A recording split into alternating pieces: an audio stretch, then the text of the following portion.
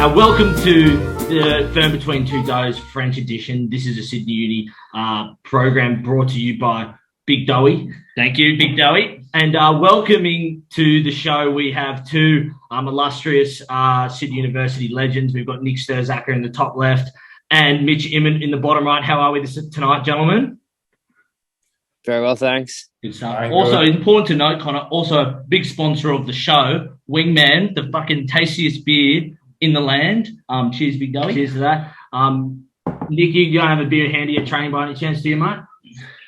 No, I don't actually at the stadium. Yeah, lunch break. So might have to pass on the beers today, boys. so we'll get you back in a few hours. We've been informed Nick's actually in his lunch break, so he's missing his siesta to be here, which we greatly thank you for, Nick. Mitchy, how's your lockdown been in Sydney? All right? Yeah, not too bad, mate. I'm already a bottle in, so we'll see how it goes. And Nick, have you managed to bounce the COVID off? Have you managed to get away from it? Well, I actually had it when I was in England. So before I was in France, I was over at Bristol, and I had it. Who else has had it, mate? He was positive, and I was positive negative. Apparently, I was. You boys have done well to get it. You boys have done well to get it in Australia. It's barely a thing there. Yeah. Well, now it is. Now it's a big thing. Well, he now, was zero, so he's the one who started the whole thing. Yeah, look, it gets the best athletes, so there you go. Yeah, that must be it. Must be why I got it. Yeah. No, but look, I had it right at the start, like March 2020, and then been fine in France. Got vaccinated already, so it's all good. Life's kind of back to normal here. Oh, he's immune. So Nick, you've obviously been over, and this is your second season in France, correct? Yeah. What's it like? What's it been like compared to something that's a bit more relatable to like Mitch, for example? He obviously played in France as well, but what's it like compared to the Australian team rugby landscape? Yeah, well, it's different. I mean, culturally, it's obviously different. So like the way, as Mitch alluded to earlier before, a glass of wine at lunch at training is absolutely play on before the afternoon session. So they know how to live over in France. But and then obviously the game's different. Like it's a bit more physical. It's like obviously a bit slower, particularly in winter. And just with France, like they're just passionate. As Mitch would be able to tell you, like they play with their heart on their sleeve. Sometimes when they want to turn up, they're unbelievable. Sometimes they don't want a bar of it, and the performances it shows. Like it's quite an interesting place to play in that regard.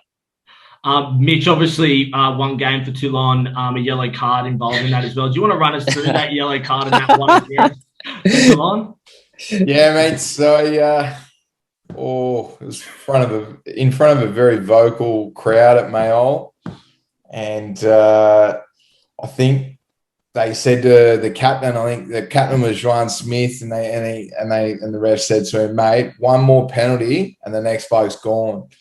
And I was Stirs could back me up there. On field, I was pretty well disciplined as a player, and then I was on the unfortunate side of not rolling away from a ruck and carton jaune, yellow card straight off.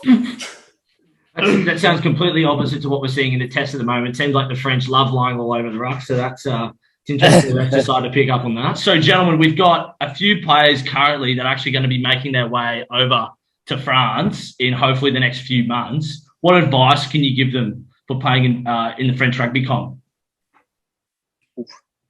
I would tell them definitely worry about their own game. That don't go over there trying to change the world. You're not going to change the French. So just do your own thing. Yeah, but also just enjoy it. Yep.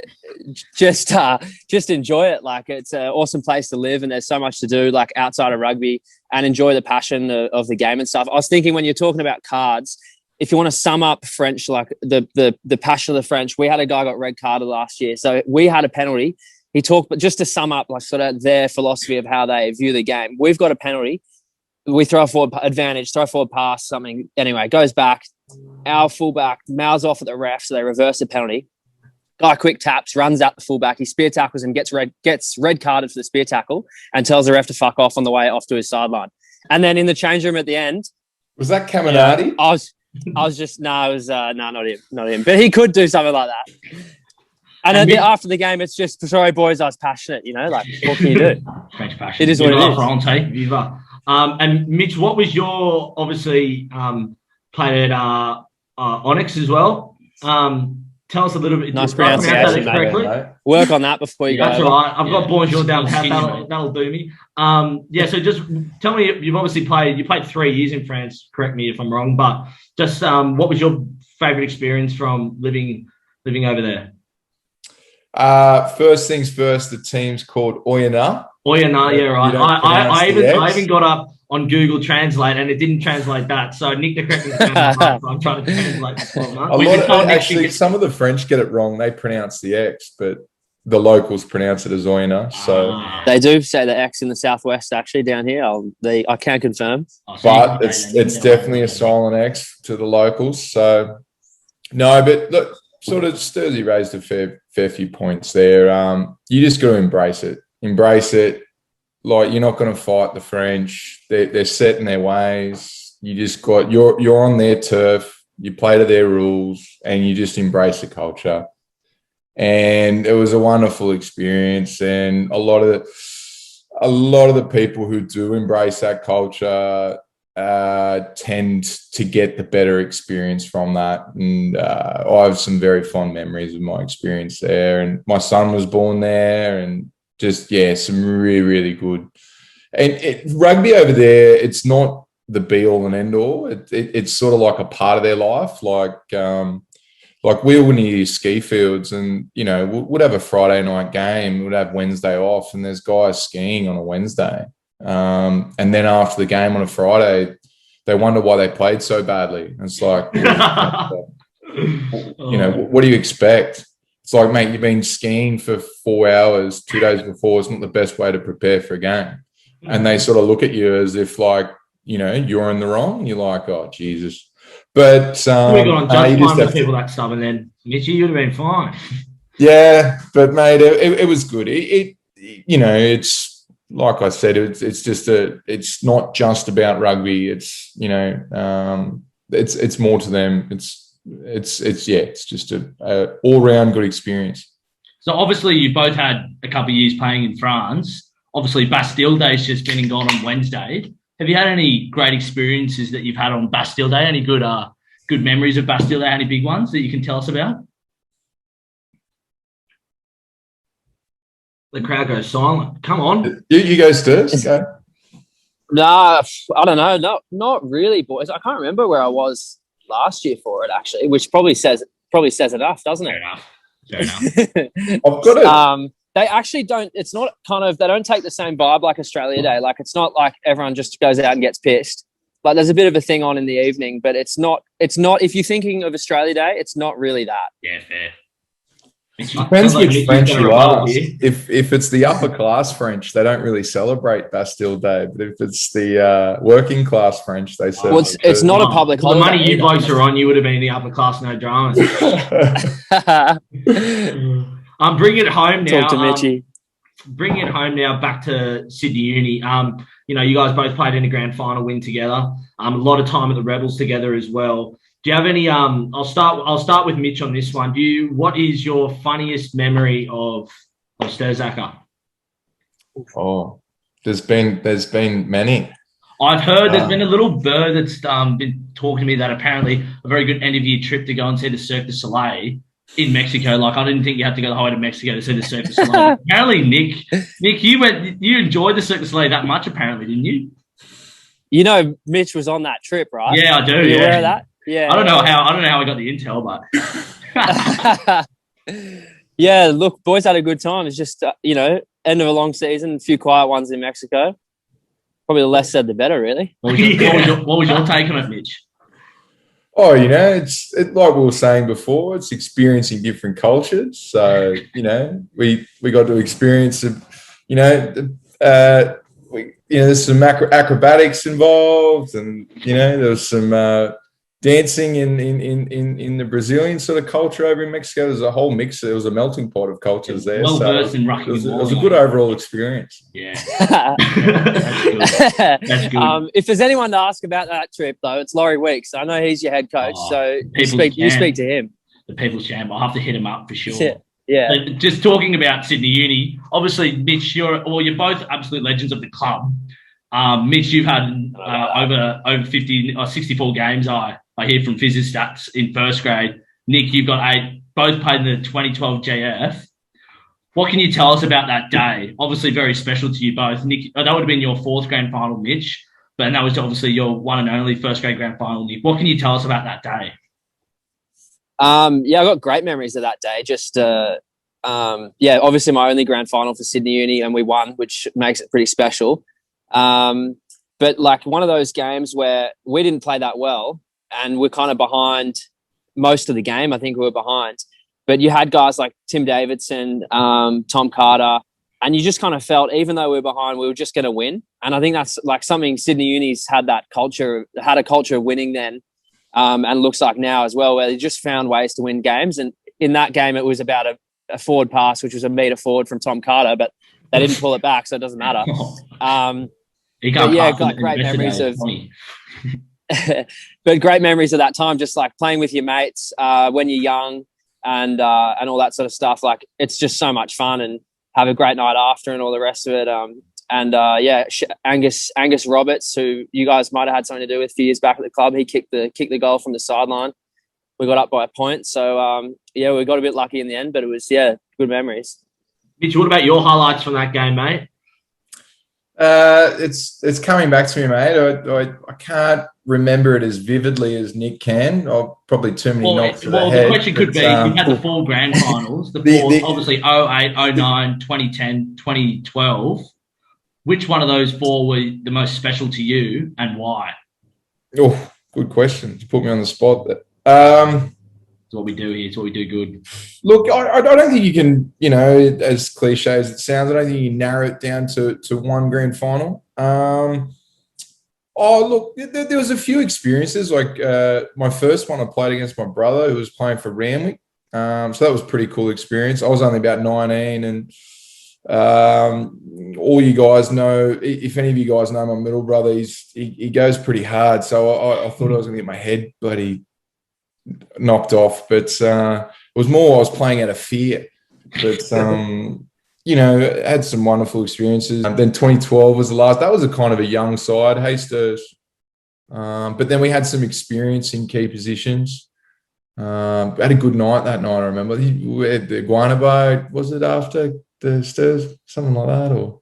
What was that one with the low roof in this? Was it Iguana with the low roof? It has to be Iguana, yeah. No, it wasn't Scuba. Only. I think it must have been Iguana. Yeah, it had to be.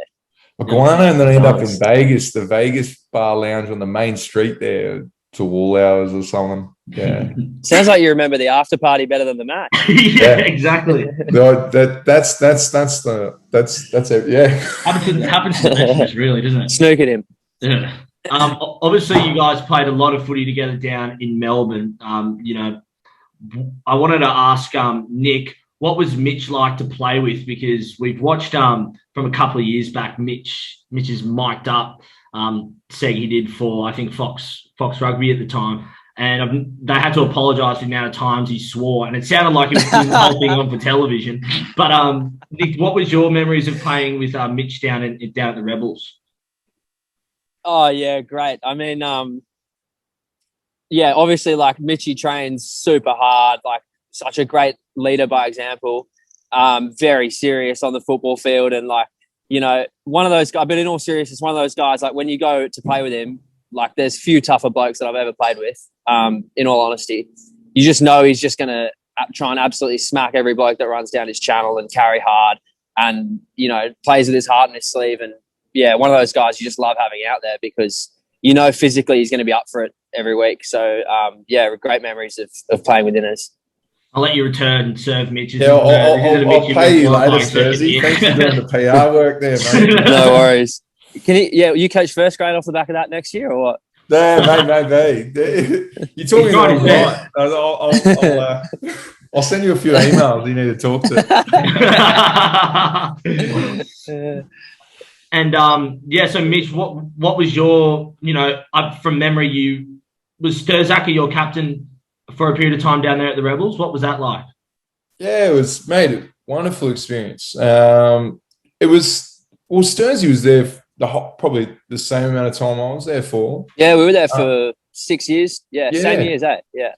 And from my experience, it went from our first year went from a really older, experienced squad. Like we had Mortlock and Fryer and Gerard and these older statesmen, our Campbell, like all these older guys. And then in the space of like 12 months, it just went from a really old squad to a really young squad. Yeah.